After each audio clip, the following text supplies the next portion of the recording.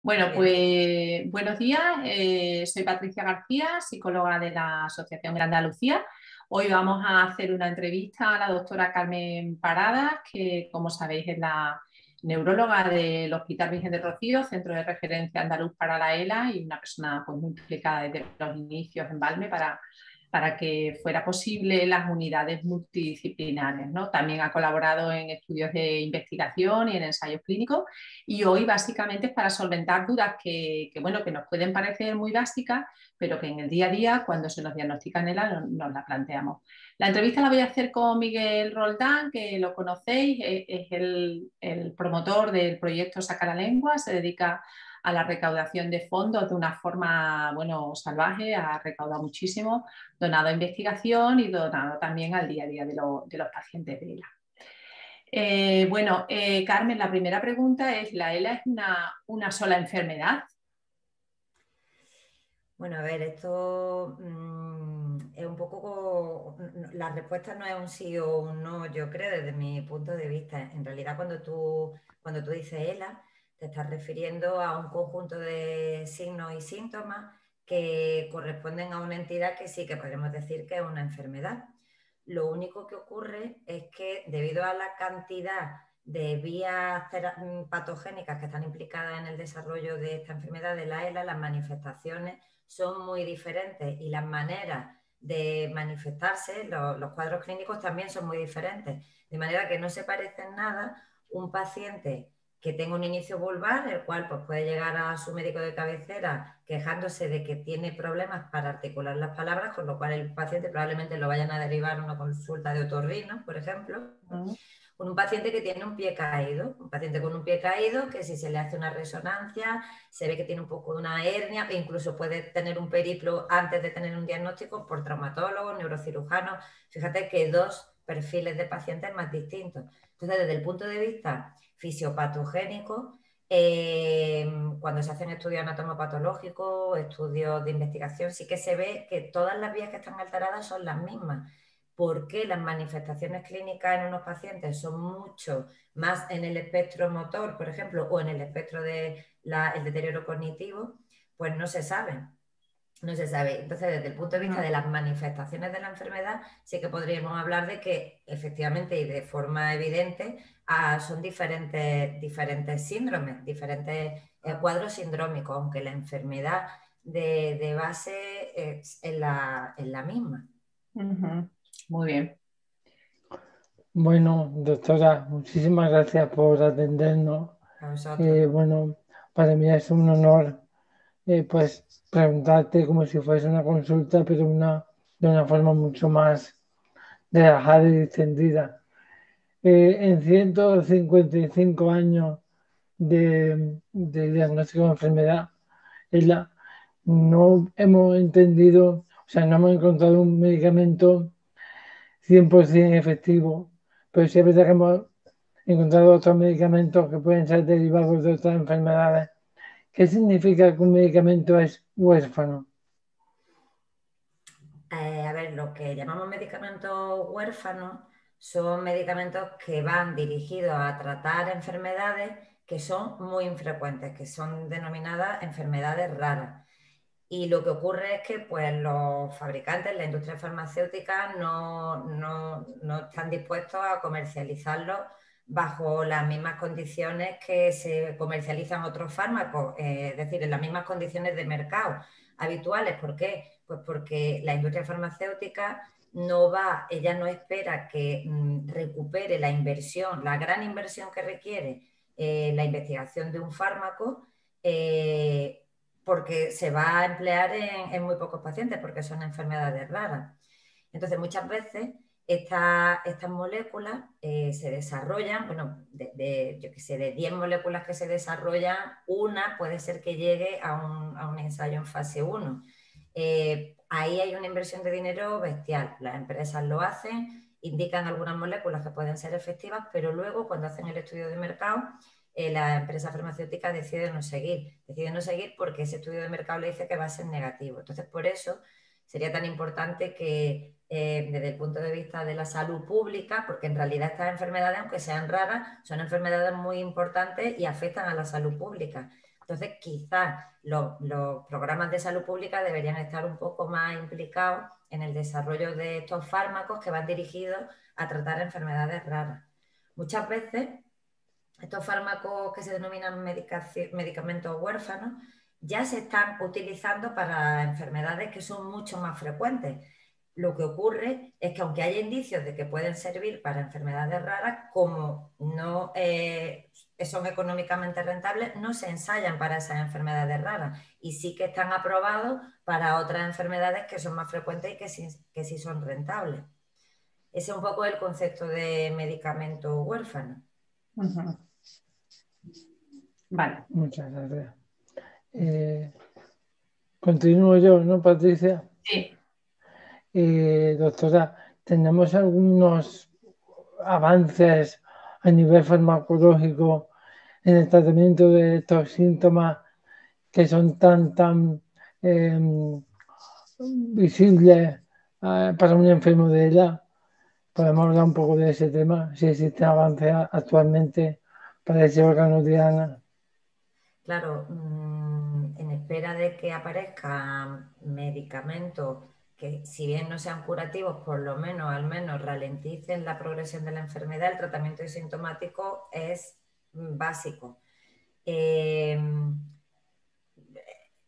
avance fundamental que se desarrolló, que dio lugar al aumento de la supervivencia de los pacientes con ELA fue el manejo desde el punto de vista multidisciplinar de todos los síntomas. Antes era una enfermedad que se llevaba fundamentalmente por los neumólogos, no estaban muy implicados, hablo de hace muchos años. Neurólogos dedicados a demencia, ni te cuento, o sea, era una enfermedad que para nada se tenía en cuenta el aspecto del deterioro cognitivo, cuando hoy se sabe que la afectación de las funciones superiores es fundamental, tanto para el manejo del paciente desde el punto de vista médico como en el ámbito familiar.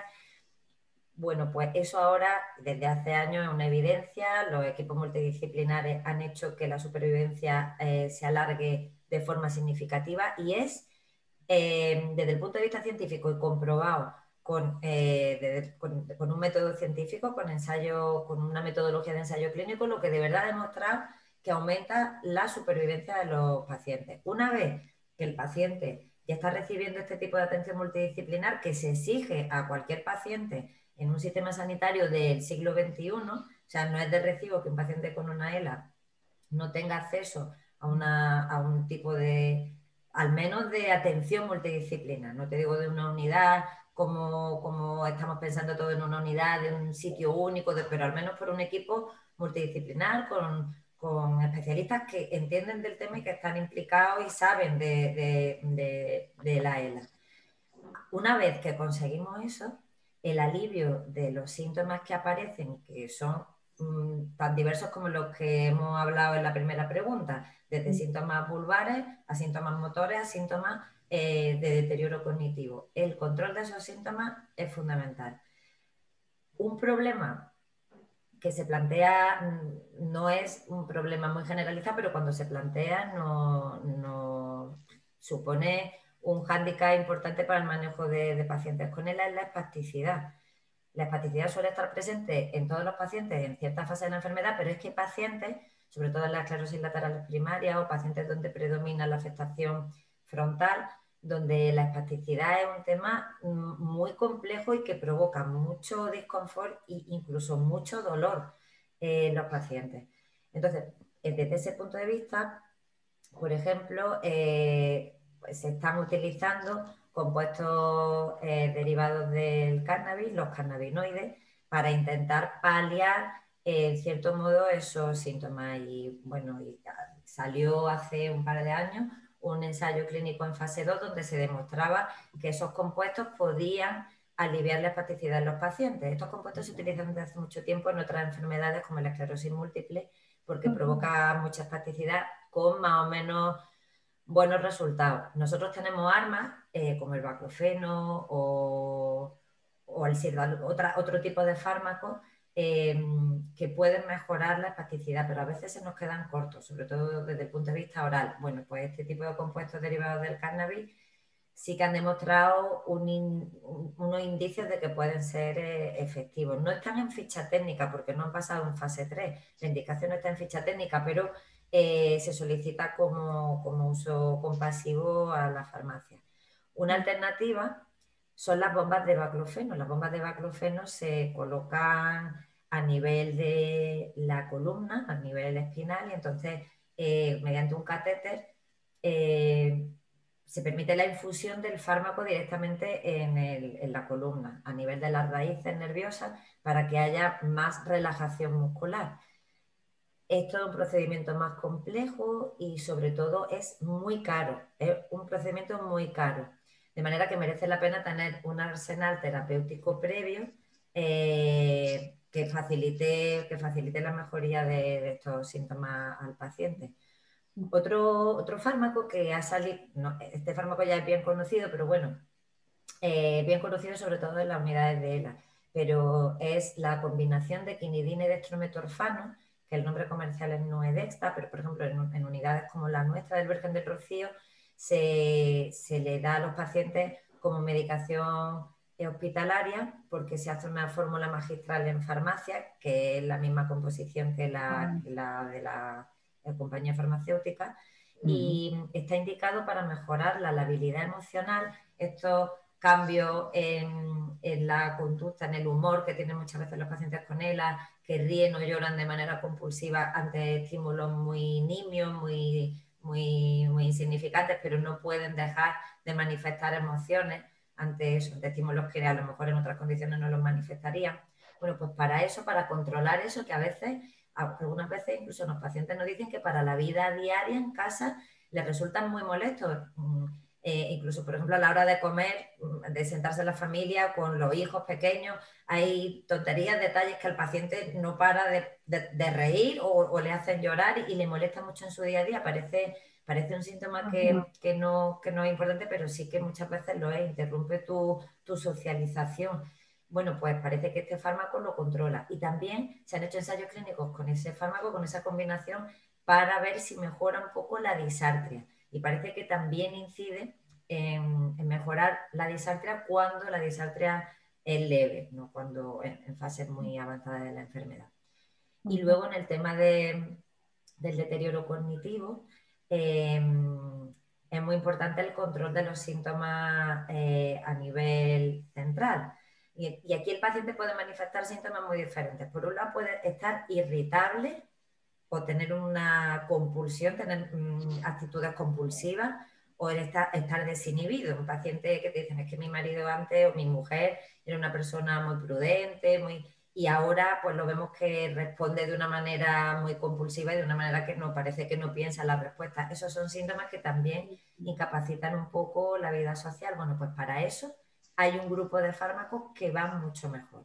Si lo que el paciente tiene fundamentalmente es ansiedad, pues la elección del fármaco se sabe que es otro grupo de fármacos, de fármacos que actúan sobre la ansiedad. A veces el paciente al revés, en lugar de tener ansiedad o de tener desinhibición, lo que tiene es totalmente lo contrario, apatía. Pues mi familiar, mi padre, mi marido, la persona que padece la ELA era una persona muy jovial, muy alegre, con mucha iniciativa, y ahora no tiene nunca ganas de hacer nada. Y no es identificarlo como una depresión, no es depresión, es apatía, anodinia, no tener ganas de iniciar ninguna tarea. Bueno, pues para eso también hay fármacos que pueden mejorar ese tema. O por último, el grupo de síntomas que pueden asociarse con una ELA y también dependen de la afectación cognitiva es la psicosis, los episodios de psicosis, de ideación psicótica, una interpretación falsa de la realidad o agresividad. Bueno, pues en pacientes donde están más en el extremo de la demencia frontotemporal, más que en el extremo de los síntomas motores, también para esos síntomas psicóticos y de agresividad hay un grupo de fármacos que sirven mejor para eso que para las otras manifestaciones. Es decir, hacer una descripción detallada de las manifestaciones clínicas a nivel central, catalogándolo bien, si es apatía, si es desinhibición, si es depresión, si es agresividad, es muy útil para elegir el fármaco correcto. No vale con hacer la misma elección para cualquier grupo de síntomas. Entonces, bueno, en ese sentido el avance al menos no solamente en el grupo de fármacos, sino en la valoración, el avance en saber valorar qué síntomas estamos tratando, no meterlo a todos en el mismo saco de un deterioro cognitivo. Eso no vale. Entonces, por ese lado yo creo que bueno, que ha habido avance. Totalmente, además un tema a puntualizar que ya no es la esperanza de vida, sino la calidad de ese tiempo y que, como muy bien dice Carmen, a medida que avanza, hemos conseguido, bueno, que incrementamos la esperanza de vida, van a aparecer otros síntomas que no son de la ELA, que también es muy importante que cuidemos y que valoremos, ¿no?, en los pacientes. Nosotros, desde luego, vemos que la sensación de confort que tiene el paciente cuando se le da importancia a los síntomas que tienen, ¿verdad? A lo que para cada persona es importante, pues ahí es donde debe estar el foco, ¿no? A veces, por ejemplo, lo que me comentabas del tema social, yo tengo personas que han dejado de salir simplemente por no revisar el tiempo. Y bueno, y al final eso les va a llevar a una depresión y les va a llevar a un aislamiento bueno, que eso tiene tratamiento y que no tengas miedo a manifestarlo a tu médico, porque hay personas que tienen miedo a verbalizarlo, Sí, ¿no? genera un estrés añadido, hace que duermas peor, entonces eso redunda negativamente en la enfermedad. Todo, muy bien. Muy Sí, sí. Bueno, interesante, doctora. Y seguimos, Miguel. y sobre todo anima eso, a crear el ambiente en la consulta necesario para que ese tipo de temas sean abordables, o sea, que no te los quedes para ti o que los vayas comentando, pero no se comenten abiertamente en la consulta, porque a veces da pudor ciertos temas que afectan al área bastante personal, pero que cuando indaga un poco están haciendo bueno, que el entorno dentro de la familia se está haciendo un poco irrespirable. Que no es solamente el tema de me muevo, no me muevo, trago, no trago, es que a veces el entorno más cercano sufre otras cosas que tú no detectas en la consulta si no sacas el tema, es cierto. Muy bien. Doctora, ¿me toca a mí, Patricia? Sí, a ti, a ti. Doctora, a nivel de investigación, sabemos que tenemos unos grandes profesionales en España y también, por supuesto, en el mundo. En los últimos años, entendiéndose la simbología, se ha pisado el acelerador en cuanto a investigaciones. El COVID nos ha perjudicado, por supuesto, pero te quería preguntar, ¿cómo ve usted el panorama de investigación en ELA a nivel nacional e internacional actualmente, por futuros A ver, ensayos y demás? sí, un poco tocando el tema del COVID, es verdad que el COVID cuando apareció, sobre todo en el primer estado de alarma, hubo un desconcierto total con los ensayos que se estaban llevando a cabo en nuestra unidad. En concreto, hoy, ahora mismo no estamos implicados en ninguno en ELA, pero sí en otros muchos. Y hubo un desconcierto porque no se sabía, ni siquiera los promotores del ensayo tenían claro, porque no había una comunicación en ese sentido por parte de las autoridades sanitarias, qué hacer. No son temas fundamentales porque no estás dejando a ningún paciente sin un tratamiento, sin una intervención, es un ensayo clínico, pero bueno, hay mucho invertido y tanto emocional como económico. Pero claro, tampoco queríamos perjudicar a esos pacientes que participaban en el ensayo clínico, haciéndolos venir al hospital y poniéndolos en riesgo, estar más en contacto con el COVID.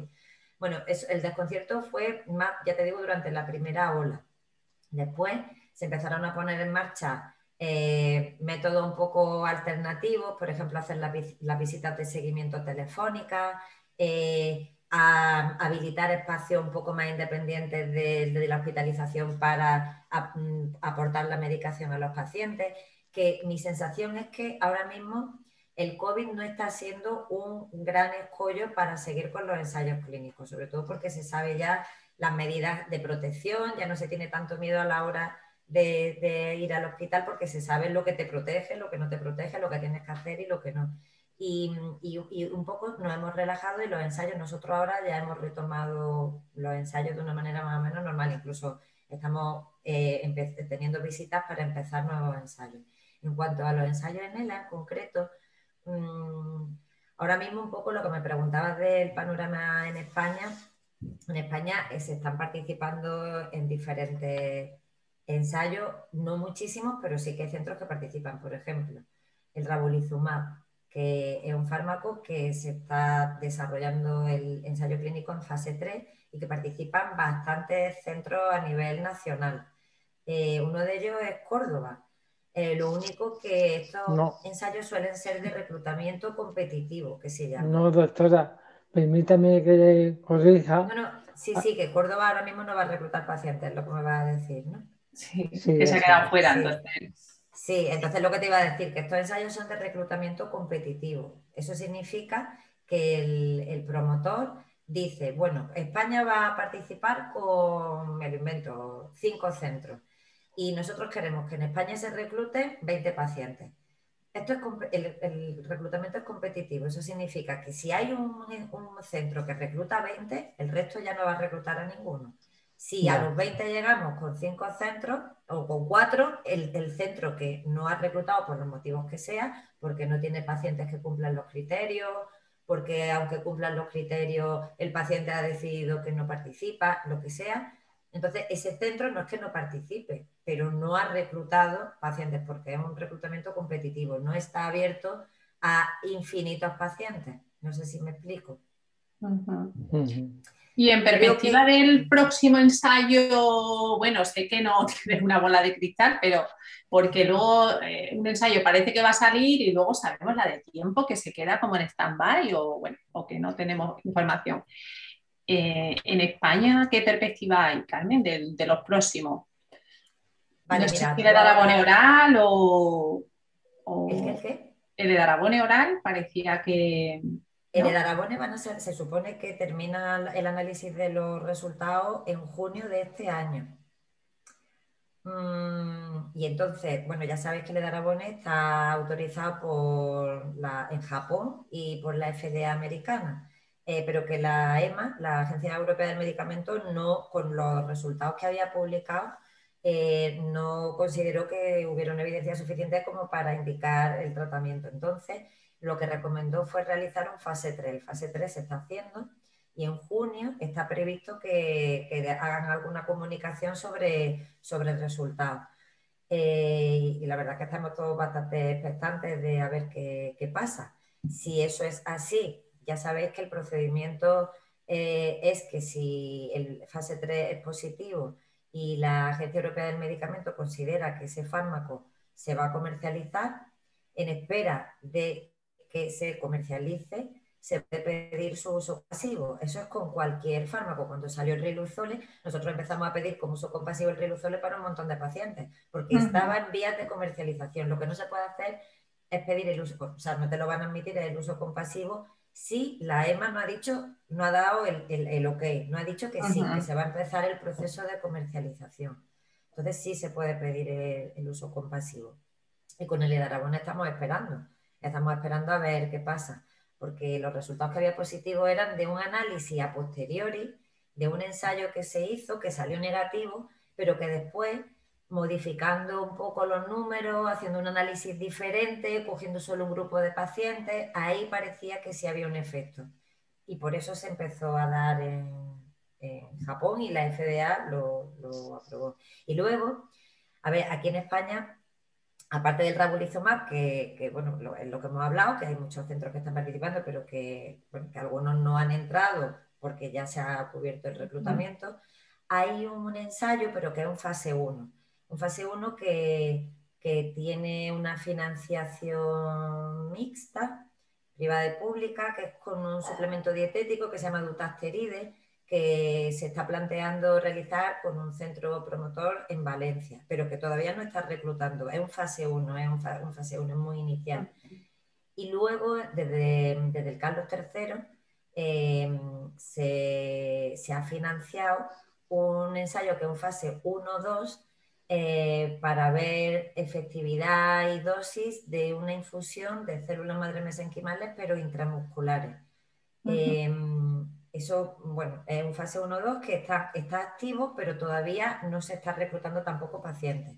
Es un ensayo de seguridad para ver El fase 1-2 siempre es seguridad, ver que no hay efectos secundarios y ver qué dosis es la necesaria.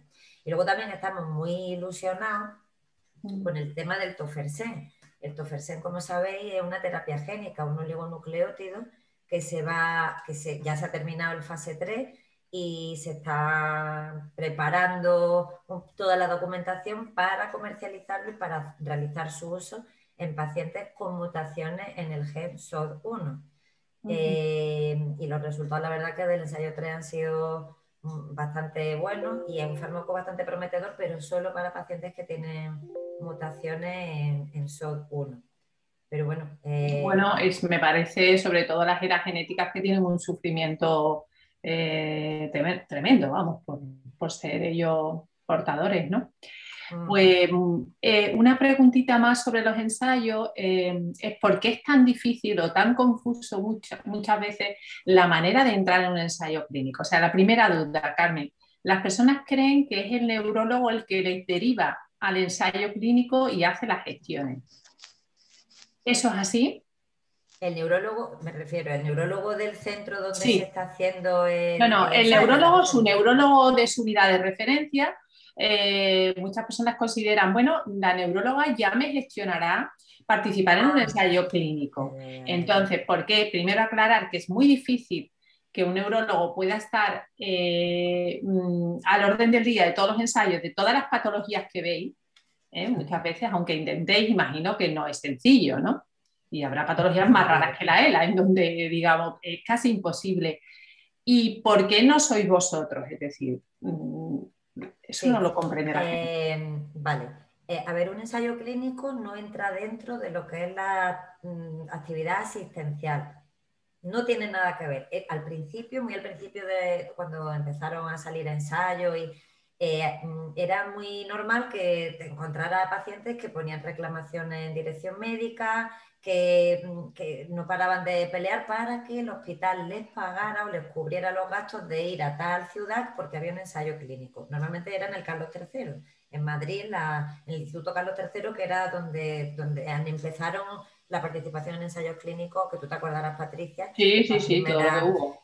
Todo lo que hubo. Entonces, parecía que es que el hospital no quería que el paciente participara. Y es más, muchas veces desde las instituciones que participaban en los ensayos se alentaba a pacientes de otras comunidades a que fueran a Madrid a participar en el ensayo. Eso ha cambiado mucho en los últimos tiempos y la información ya se da de manera muy correcta, tanto desde el punto de vista del promotor, que no puede hacer un efecto llamada en una enfermedad tan catastrófica como es la ELA sin darlo de una manera correcta. Entonces, cuando hay un ensayo clínico, por ejemplo, vamos a suponer que el Virgen del Rocío participa en un ensayo clínico. Un ensayo clínico tiene un dinero, unos fondos asociados que los paga el promotor, una empresa farmacéutica o el Instituto Carlos III si es un ensayo clínico independiente. Dentro de esa partida de dinero hay una partida que está destinada a cubrir el gasto de un paciente que viene de un sitio lejano o externo a la unidad donde se hace el ensayo. ¿Por qué? Pues porque ese paciente viene de Jaén o viene de Ciudad Real y tiene unos gastos. Como el ensayo clínico se va a beneficiar de que pacientes de otros sitios participen, el ensayo cubre esos gastos, pero no tiene nada que ver con su neurólogo que le ha diagnosticado, ni con el neumólogo que le está poniendo la BIPAP, ni con la enfermera de enlace que conecta la unidad. Son dos cosas completamente diferentes. Otra cosa es que nosotros, cuando nos enteramos que hay un ensayo clínico en otro centro, yo como neuróloga facilito toda la información al paciente y contacto con ese centro que está reclutando pacientes para ver si necesitan pacientes de fuera de su área. ¿Por qué? Pues porque lo normal es que un centro, si realiza un ensayo clínico, reclute a pacientes de su área, porque para el paciente es mucho menos costoso, porque requiere muchas visitas, requiere trasladarse, desplazarse. Cuando el paciente llega después de un desplazamiento de, vamos a suponer, 4 horas, llega agotado a la unidad, con lo cual la valoración no es la misma.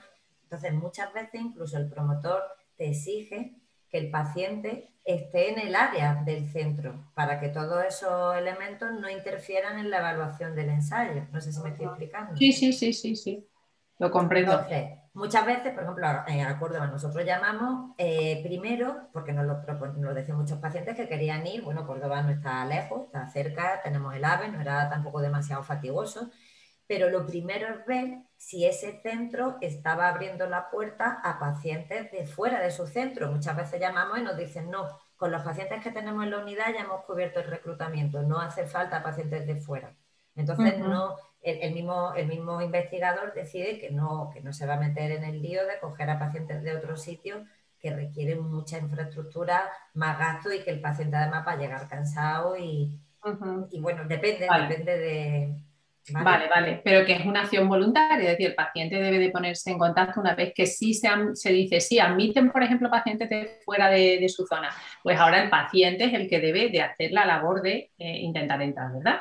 Claro, efectivamente, yo se lo facilito. Oye, es que me han pedido, el paciente contacta, ¿me puede dar el contacto? Sí, le damos el contacto perfectamente. Mira, es que me han pedido un informe con tanto, yo te hago el informe y te lo doy. Mira, es que necesito un informe que me especifique la última capacidad vital. Lo hacemos y se lo damos, ningún problema. Ahora, el resto de evaluaciones son en el centro y es el paciente el que tiene que asumir que es una actividad independiente de la asistencia. Muy bien, sí, porque muchas veces se quedan con la sensación de, oye, no, ¿cómo no me avisó? ¿Cómo no hizo la gestión? Es importante aclarar, el paciente es el que tiene que hacer la gestión de propiamente luego... Pues, en contacto y luego ya el promotor en ese contacto. centro ya contacta con ese paciente, sea de donde sea. Si lo admiten en el ensayo, entonces el promotor de ese ensayo el IP, el investigador principal, el que tiene su lista de pacientes y lo va a contactar. Oye, tienes que venir tal día, tienes que venir tal otro. Y no es un neurólogo. Nosotros llevamos ensayos de otras patologías que vienen pacientes de toda Andalucía y de algunos sitios de Extremadura y el neurólogo nosotros no le damos, o sea, no estamos todo el día llamando al neurólogo diciéndole, oye, no, el neurólogo nosotros le damos la información al paciente. Que el neurólogo suyo de su sitio la pide, por supuesto, lo llamamos, le informamos, pero no es el neurólogo del paciente el que está pendiente de las gestiones. De esas gestiones, y es que, bueno, dejarlo aclarado, claro. Muy bien. Pues Miguel, te dejo la última pregunta. Bueno, yo quería preguntar sobre todo por qué es tan difícil muchas veces, ya que por ejemplo la asociación que yo pues soy socio, ¿no? En mi asociación, porque muchas veces es tan difícil hacer las donaciones a las instituciones para investigar. ¿Económicas Sí, o económicas? ¿Por qué? ¿Por qué te parece difícil? porque Porque es muchas veces... complicadísimo donar a la investigación. ¿Pero por qué? ¿Por qué? ¿Qué situaciones? Porque a nosotros no hacen donaciones, por ejemplo, a SENSE, la Asociación de Enfermos Neuromusculares de Andalucía, todos los años no hace una donación. Se hacen acuerdos, son acuerdos de colaboración que se hacen entre el Instituto de Investigación, en este caso, por ejemplo, para el Hospital Virgen del Rocío, FISEBI.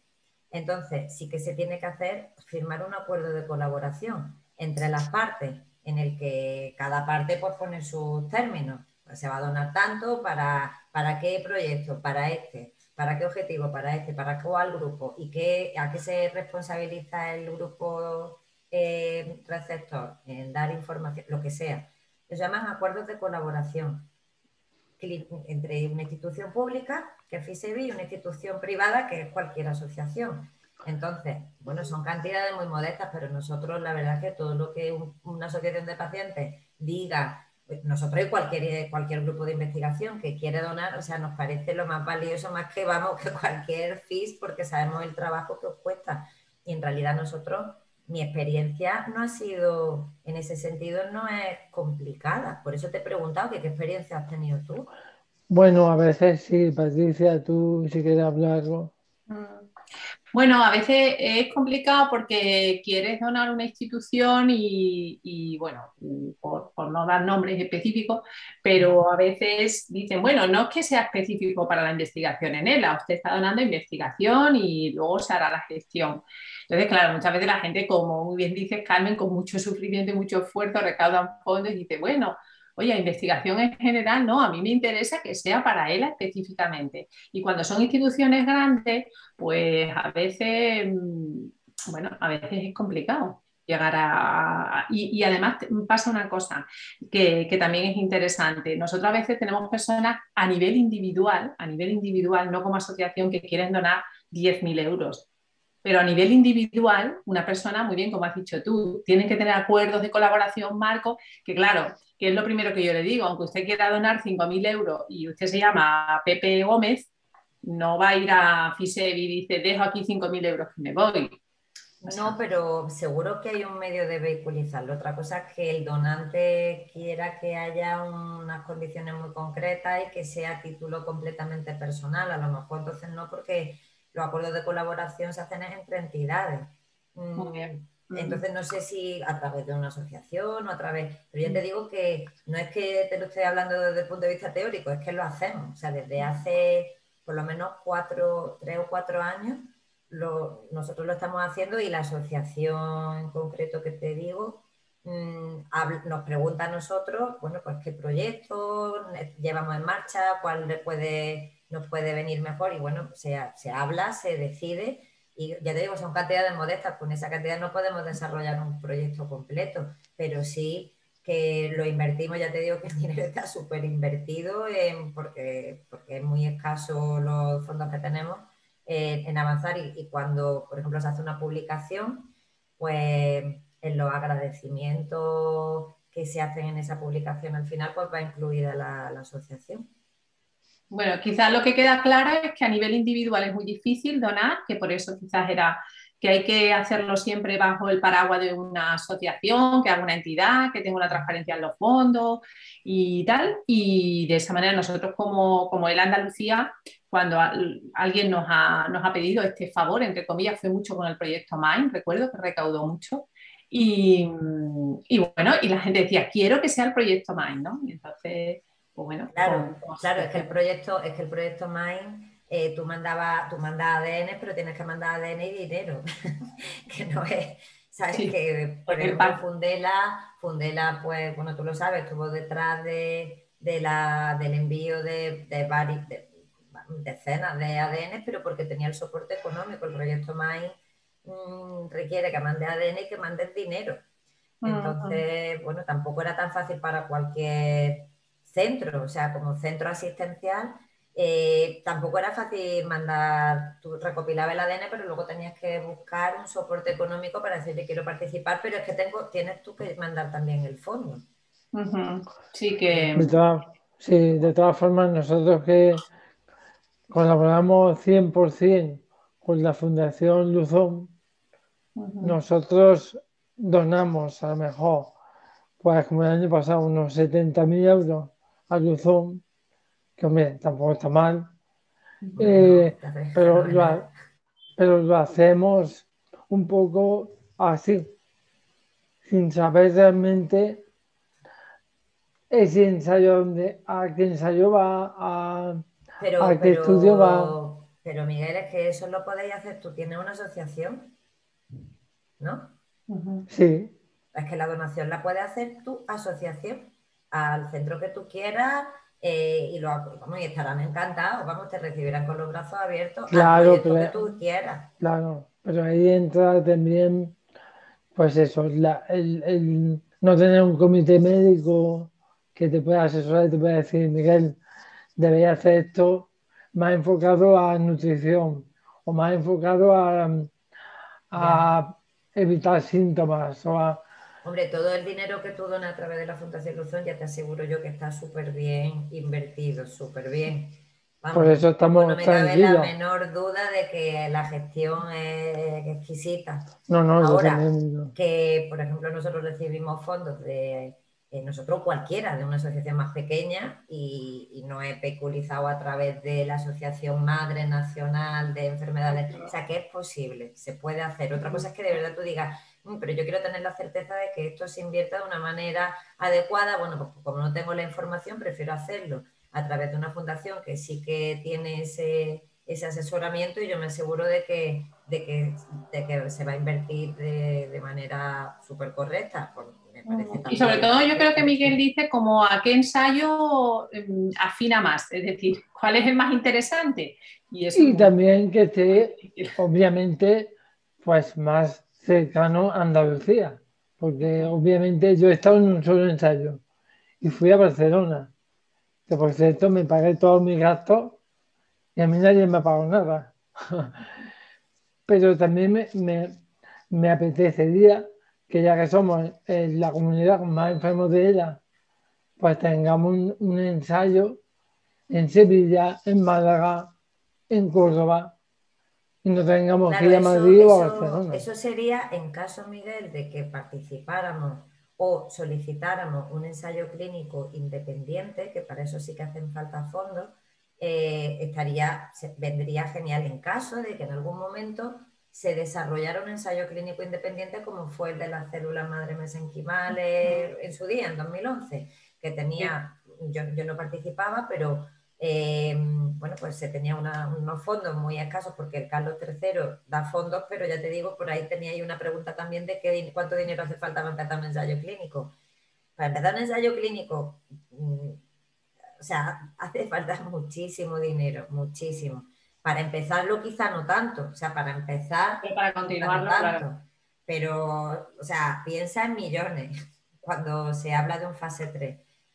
El Carlos III lo que da para ensayos clínicos independientes son, pues, un rango de 100, 200, como mucho 300.000 euros, quizá para un acercamiento, un fase 1-2, para ver un inicio, no un arranque, pues sí está bien, pero ya te digo yo que el Instituto Carlos III no tiene capacidad para respaldar un fase 3, ni por asomo.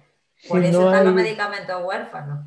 claro, si no hay una predisposición por parte de las instituciones públicas y privadas, por muchas camisetas que vendamos nosotros, es imposible.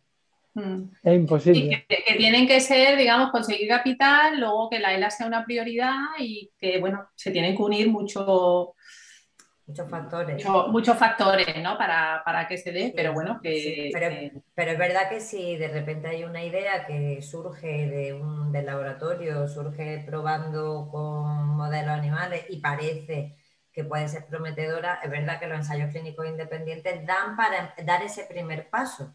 Ese primer paso de decir, oye, aquí hay algo que parece que puede estar bien. Y luego ya sería el trabajo de contactar con empresas, de hacer acuerdos de colaboración con otras empresas que ya impulsen del todo el desarrollo tal y como está organizado hoy en día, eso es la verdad. Pero sí que, oye, esos grupos que tienen algunas ideas que están muy bien, pero que no tienen medios para dar el primer paso, pues los fondos de ensayos clínicos independientes y privados vienen muy bien. Siempre que haya una idea que esté sustentada siempre, Miguel, siempre tiene que estar sustentado por unos resultados súper bien comprobados, contrastados, objetivados, publicados. O sea, a mí no me vale alguien que llegue, no, es que tengo un resultado que es estupendo, no te lo va a creer, no, tú se lo has publicado. ¿Qué experiencia tiene tu grupo? Muéstrame tu background científico, porque también hay mucho desaprensivo bueno, que... Mm.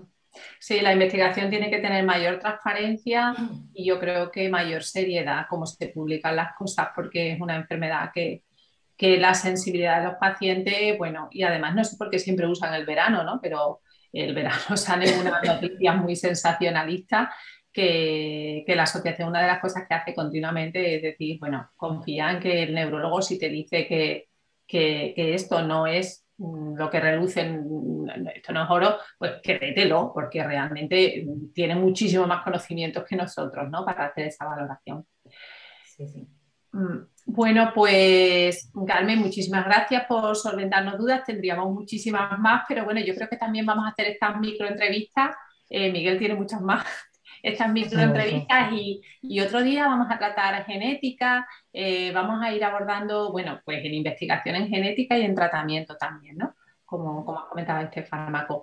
Así que muchísimas gracias y bueno, yo creo que Miguel lo va a publicar en todas las redes, lo mueve mucho y espero que muchos de tus pacientes te escuchen también por aquí. Muy bien, pues nada, muy ¿Vale? agradecida. Muchísimas gracias, Bueno, ¿eh? pues muchas gracias. Voy Un a placer.